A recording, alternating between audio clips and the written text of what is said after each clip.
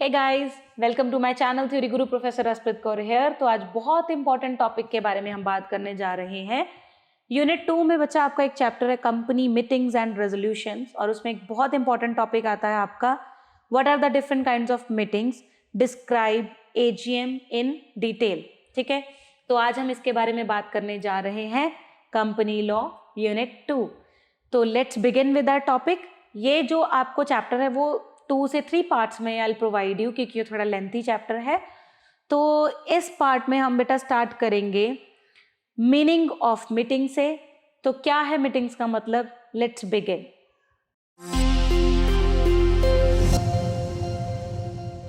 तो सबसे पहले हम शुरुआत करेंगे मीनिंग ऑफ मीटिंग। मीटिंग का क्या मतलब होता है?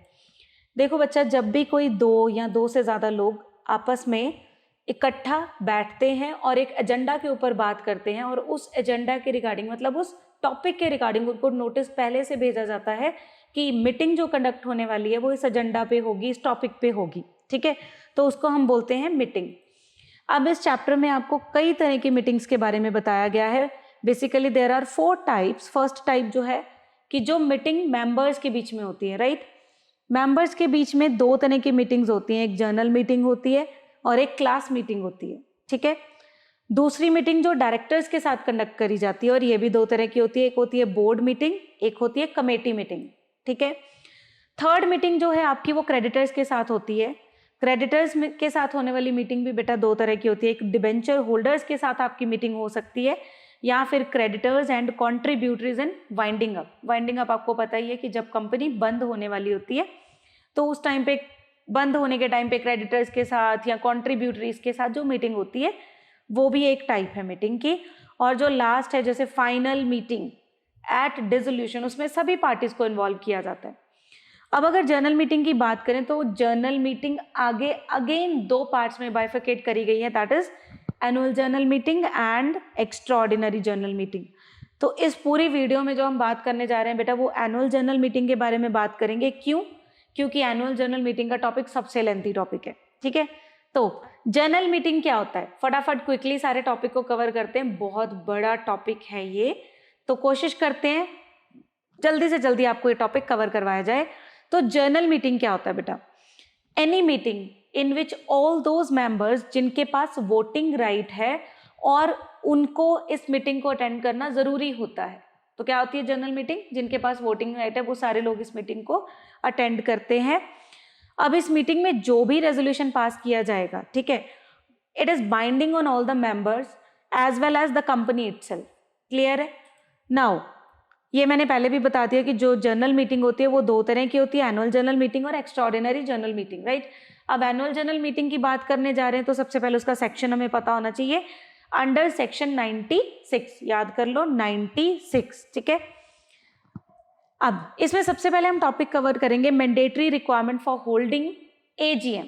देखो, ओपीसी के अलावा, OPC stands for 1 person company, 1 person company के अलावा हर एक कंपनी को 1 साल में in addition to any other meeting a general meeting conduct करनी है, जिसको वो क्या बोलेगी? एजीएम। सिंपल लैंग्वेज में बताऊं, 1 साल में 2 जर्नल मीटिंग्स कंडक्ट करनी जरूरी है, जिसमें से एक तो जर्नल मीटिंग होगी, लेकिन दूसरी को क्या नाम दिया जाएगा? Annual general meeting. ठीक है, which companies to hold AGM?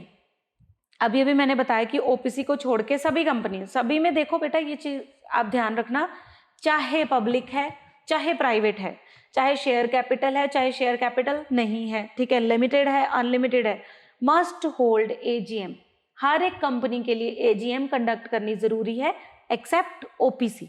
ठीक है, अब इसके ऑब्जेक्ट्स क्या होते हैं? ऑब्जेक्ट्स ऑफ एजीएम, सबसे पहली बात, अब एजीएम कंडक्ट क्यों की जाती है? तो आपने दिमाग में रखना है कि एजीएम कंडक्ट की जाती है शेयर होल्डर्स के इंटरेस्ट को प्रोटेक्ट करने के लिए, शेयर होल्डर्स के इंटरेस्ट को प्रोटेक्ट करने के लिए, क्योंकि सिर्फ एजीएम एक ऐसी मीटिंग होती है जिसमें शेयर होल्डर्स अपना कंट्रोल दिखा सकते हैं कि हमारा कितना कंट्रोल है कंपनी के ऊपर, ठीक है, या कंपनी के अफेयर्स के ऊपर। तो इसमें बेसिकली किस तरह की ट्रांजेक्शन्स कंडक्ट की जाती हैं, जैसे बोर्ड ऑफ डायरेक्टर्स होते हैं, ठीक है, वो अकाउंट्स शो करते हैं to the share holders for the consideration, for approval, for adoption, ठीक है। शेयर होल्डर अपना कंट्रोल एक्सरसाइज करते हैं, अगर किसी डायरेक्टर को उन्होंने री इलेक्ट करना है या रिमूव करना है, मतलब डायरेक्टर को कंटिन्यू करवाना है कि नहीं करवाना, तो ये चीज़ें भी वो एजीएम में ही डिसाइड करते हैं। और तो और कोई भी ऑडिटर है उसको रिप्लेस करना है कि उसको रीअपॉइंट करना है, इस तरह की डीलिंग्स जो हैं वो एजीएम में करी जाती हैं, ठीक है। अब देखो डिविडेंड जो होता है, डिविडेंड आप सबको पता है क्या होता है, शेयर्स के ऊपर जो रिटर्न में मिलता है उसको हम डिविडेंड बोलते हैं, ठीक है। तो डिविडेंड है वो प्रपोज तो डायरेक्टर्स करते हैं कि इतना डिविडेंड हम आपको देंगे, लेकिन उसका अप्रूवल, उसको डिक्लेयर कौन करता है, शेयर होल्डर्स डिक्लेयर करते हैं। तो जो प्रपोज्ड डिविडेंड है, जो उन्होंने प्रपोज करा है डायरेक्टर्स ने, उसको डिक्लेयर कौन करता है, शेयर होल्डर। कब डिक्लेयर करता है, इन द एजीएम, ठीक है। अब जितनी बातें मैंने आपको बता दी, उसके अलावा कोई भी अप्रूवल, कोई भी बात, कोई भी कन्वर्सेशन जो भी शेयर होल्डर के साथ करी जाएगी, उसको किस टैग के अंदर कंसिडर किया जाता है, स्पेशल बिजनेस। बात समझ आई कि जो ऊपर बातें बताई हैं उसके अलावा कोई और बात जो शेयर होल्डर के साथ डिस्कस होगी उसको इस हेडिंग के अंदर कंसिडर किया जाएगा, दैट इज स्पेशल बिजनेस, ठीक है। अब बात करते हैं सब्सीक्वेंट एजीएम की, मतलब जब एक एजीएम कंडक्ट कर लिया आपने तो दूसरी एजीएम के बीच में कितना गैप होना चाहिए, कितनी टाइम लिमिट के अंदर अंदर दूसरी एजीएम हो जाए और कितनी एक्सटेंड नहीं होनी चाहिए, लाइक दिस, ठीक है। तो पहली बात तो क्या कहते हैं कि हर एक साल में एक मीटिंग कंडक्ट करनी जरूरी है, ध्यान से सुनना। दूसरी बात वो क्या कहते हैं कि 2 मीटिंग्स के बीच में जो गैप है वो 15 मंथ से ज्यादा का नहीं होना चाहिए, दूसरी कंडीशन। तीसरी बात क्या कहते हैं कि जब भी आपका फाइनेंशियल ईयर क्लोज होता है तो जो आपकी नेक्स्ट मीटिंग होगी ना बेटा, वो 6 मंथ्स के अंदर अंदर होनी चाहिए। कंफ्यूजन, चलिए इस कंफ्यूजन को और दूर करते हैं। तो लेट्स टेक एन एग्जाम्पल कि आपकी जो अकाउंट्स हैं वो क्लोज हो रहे हैं कब, 31 मार्च 2023 को। अभी थर्ड वाली देखो कंडीशन क्या बोला उसने कि AGM must be held not later than 6 months from the close of the financial year. तो 31 मार्च से 6 मंथ्स कब पूरे होते हैं, 30 सितंबर, मतलब ये जो एजीएम है वो 30 सितंबर 2023 तक कंडक्ट हो जानी चाहिए, यही बोला। अब सेकंड पे आ जाओ, कहता कि 2 एजीएम के बीच में 15 मंथ से ज़्यादा का गैप नहीं होना चाहिए। अब अगर मैं 30 सितंबर से 15 महीने पीछे चली जाऊँ, 15 मंथ्स, तो कौन सी आ जाता आपका मंथ, आ जाता है बेटा 30 जून 2022। ये 15 मंथ्स काउंट करके देखो। तो इसका मतलब अगर एक मीटिंग मेरी 30 जून 2022 को हुई है तो इन दोनों कंडीशंस को ध्यान में रखते हुए नेक्स्ट मीटिंग कब तक हो जानी चाहिए, 30 सितंबर 2023। आगे बात समझ में, वेरी गुड, इंटेलिजेंट स्टूडेंट्स। अब सबसे इंपॉर्टेंट आ जाते हैं लीगल प्रोविजंस रिगार्डिंग एजीएम। तो सबसे पहले एक्सटेंशन ऑफ टाइम, रजिस्ट्रार में for any special reason extend the time for holding the AGM except the first AGM।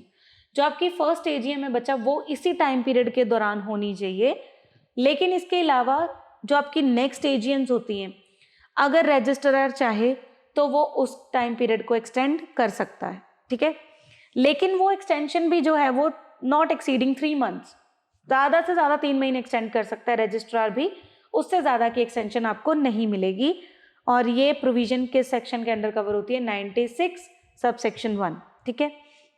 अब आ जाता है validity of AGM held beyond statutory time.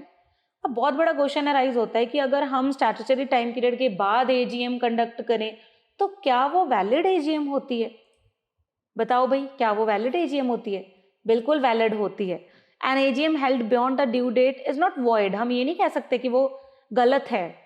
All resolutions passed at AGM are valid, जितने भी resolutions पास होंगे वो सभी के सभी वैलिड होंगे, लेकिन क्योंकि उन्होंने स्टैट्यूटरी टाइम पीरियड को क्रॉस कर दिया तो उन्हें पेनल्टी तो पे करनी पड़ेगी भैया।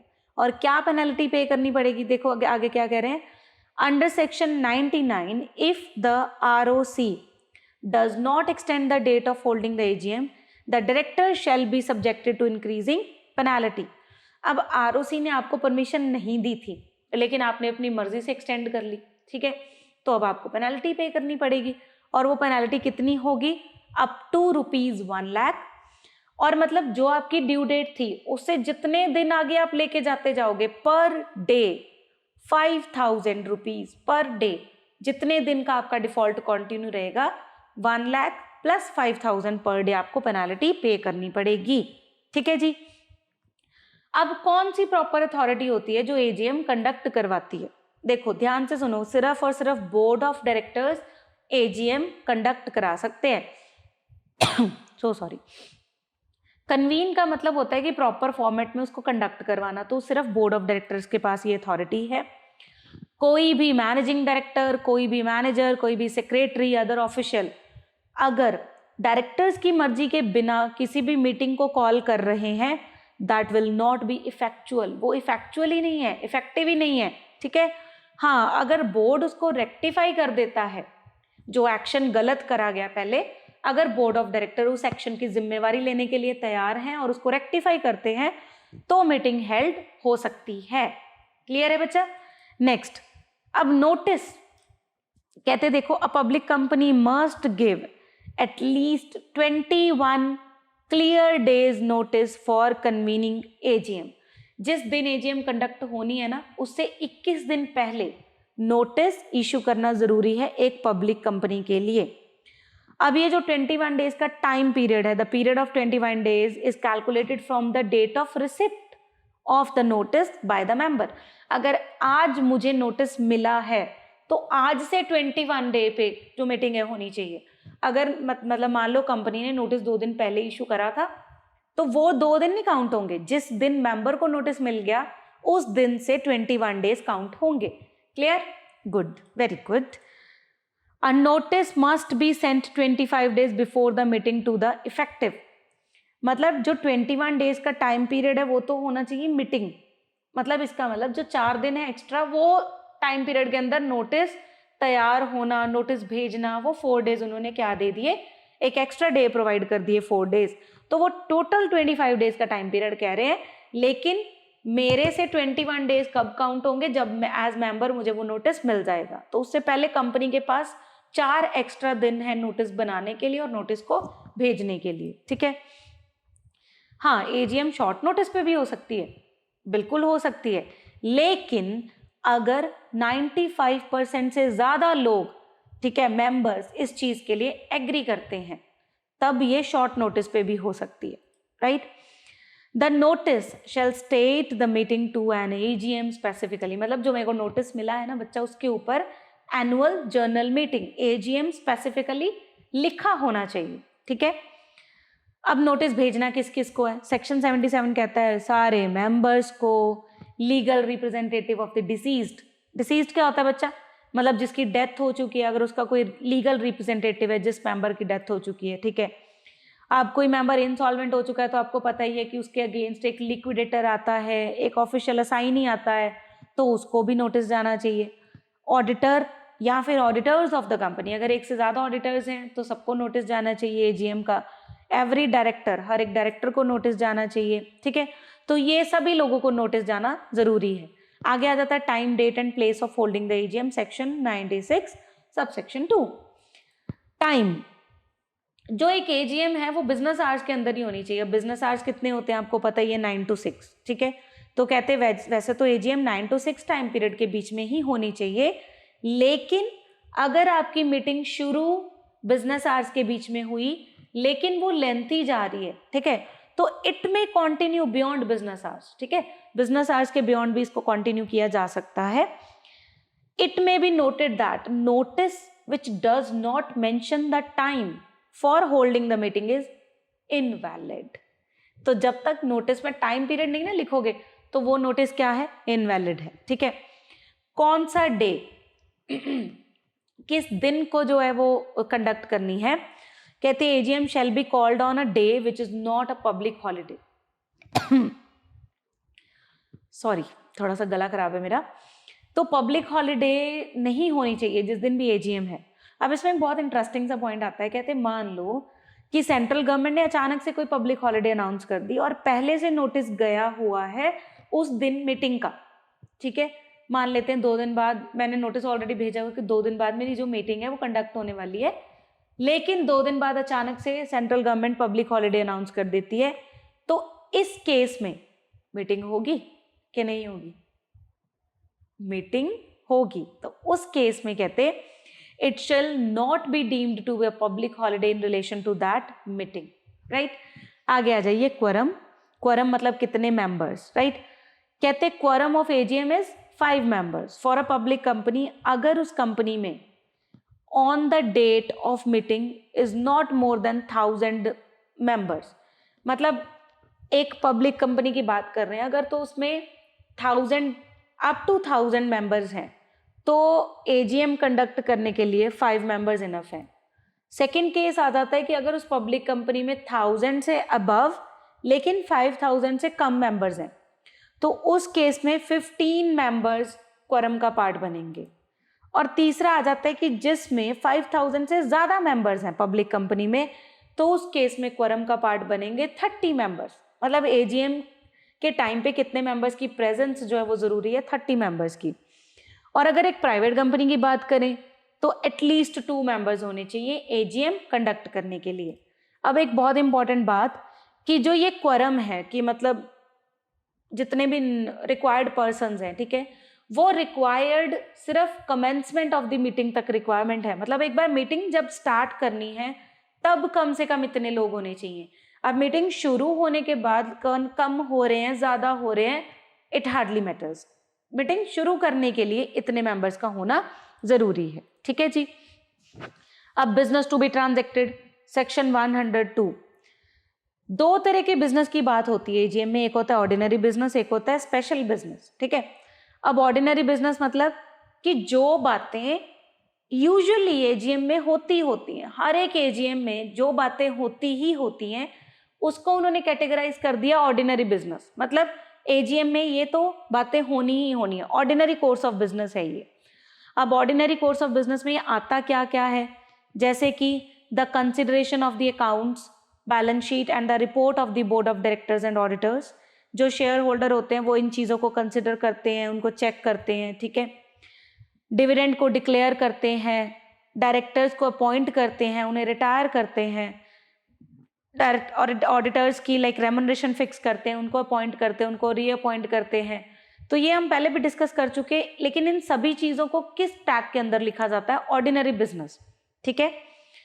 और ये जो ऑर्डिनरी बिजनेसेस की जो ट्रांजेक्शन्स होती हैं या जो बातचीत होती है वो कैसे होती है? बाय पासिंग ऑर्डिनरी रेजोल्यूशन, ठीक है। अब स्पेशल बिजनेस क्या होता है? जो बच्चा हमने ऊपर डिस्कस कर लिया, उसके अलावा जितने भी मैटर्स की हम बात करेंगे, जितने भी मैटर्स, वो सारे किसके अंडर कवर हो जाते हैं? स्पेशल बिजनेस के अंदर, ठीक है। सम ऑफ द एग्जांपल्स लाइक, अब स्पेशल बिजनेस की एग्जांपल्स क्या हो सकती हैं? रिमूवल ऑफ द डायरेक्टर, अगर किसी डायरेक्टर को रिमूव ही करना है तो ये स्पेशल बिजनेस का पास है, ठीक है, पार्ट है। Issue of a business, issue of a bonus share, sorry, bonus share अगर हमने इशू करने हैं तो ये भी स्पेशल बिजनेस का पार्ट है। Issue of right shares special business का पार्ट है। Election of a person as director other than a retiring director, मतलब जो डायरेक्टर रिटायर हो रहा है उसको री इलेक्ट नहीं कर रहे हम कोई और नया पर्सन एज डायरेक्टर हायर करना चाहते हैं, तो वो किसका पार्ट बन जाएगा? स्पेशल बिजनेस का पार्ट बन जाएगा, ठीक है। अब बहुत इंपॉर्टेंट आ जाती है बात भाई, default in holding annual general meeting. अगर एनुअल जनरल मीटिंग कंडक्ट ही नहीं होती, डिफॉल्ट, तो क्या होगा? तो ट्रिब्यूनल के पास ये पावर है, power of the tribunal to call annual general meeting. Section 97 के अंडर कवर होता है कि ट्रिब्यूनल के पास ये पावर है कि वो एनुअल जनरल मीटिंग को कॉल कर सकती है if any company fails to hold an AGM within the prescribed period. और ट्रिब्यूनल कैसे कॉल करेगी? Tribunal on the application of any member, मतलब किसी भी मेंबर ने एप्लीकेशन भेजी ट्रिब्यूनल को कि इस कंपनी ने तो भैया एजीएम ही नहीं होल्ड करी, हमें कुछ पता ही नहीं है मैटर्स के बारे में, ठीक है। तो ट्रिब्यूनल क्या करेगा? On the application of any member, या तो वो मीटिंग कॉल करेगा या वो direct the calling of a general meeting of the company, ठीक है। किसी भी डायरेक्टर को, किसी भी रिस्पॉन्सिबल पर्सन को वो डायरेक्शंस प्रोवाइड करेगा, ट्रिब्यूनल डायरेक्शंस प्रोवाइड करेगा कि आपने जनरल मीटिंग को कॉल करना है, ठीक है। और उन डायरेक्शंस में वो बताएगा कि कैसे कॉल करना है, कैसे होल्ड करनी है, कैसे कंडक्ट करनी है ये मीटिंग.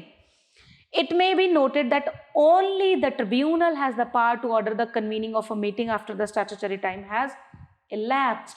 अगर टाइम पीरियड elapse हो जाता है और कोई कंपनी मीटिंग जो है वो कंडक्ट नहीं करती है, ठीक है, बात समझो, अगर कोई कंपनी मीटिंग कंडक्ट नहीं करती है तो सिर्फ और सिर्फ ट्रिब्यूनल के पास पावर है मीटिंग दोबारा कंडक्ट करवाने की. अब तो अथॉरिटी हमने पढ़ी थी ना, बोर्ड ऑफ डायरेक्टर्स, उनके पास भी पावर नहीं है मीटिंग को कंडक्ट करने की. अब लास्ट पार्ट आ जाता है पेनाल्टी. सेक्शन 99 कहता है if default is made in holding the meeting in accordance with section 96, जो भी प्रोविजंस हमने पढ़ी सेक्शन 96 की, अगर उसके अकॉर्डिंगली डिफॉल्ट हो जाता है, मीटिंग कंडक्ट नहीं करी जाती, the company and every other officer, company भी, हर एक ऑफिसर भी, who is in default shall be punishable with fine. क्या फाइन लगेगा भाई उसको? विच में एक्सटेंड टू ₹1,00,000. मतलब ये लोग 1,00,000 में सेटिस्फाई हो जाते हैं भाई. जनरली जितने भी हमने पढ़े हैं ना, उसमें ज़्यादातर जो फाइन है वो 1,00,000 ही होता है. और उसके बाद इसमें सेम रिपीट हो रहा है कि जब तक आपका डिफॉल्ट कंटिन्यू रहेगा तब तक आपको पर डे 5,000 रुपीज पेनाल्टी लगेगी. तो समझ आ गया बच्चों आपको ये पूरा टॉपिक एजीएम का. तो नेक्स्ट वीडियो में हम डिस्कस करेंगे बेटा एक्स्ट्रा ऑर्डिनरी जर्नल मीटिंग, और जितना भी मैं कवर कर पाऊंगी I will try my best कि ये चैप्टर आपको 2 से 3 पार्ट्स में मैं कवर अप करवा दूं. तो thank you so much for watching and keep supporting theory Guru like this. And we are so pleasured to have people like you और स्टूडेंट्स लाइक यू. बहुत सारे कमेंट्स आपके आते हैं, अच्छे अच्छे कमेंट आते हैं, मोटिवेटेड कमेंट आते हैं. So keep supporting like this. Thank you so much for watching. Have a nice day.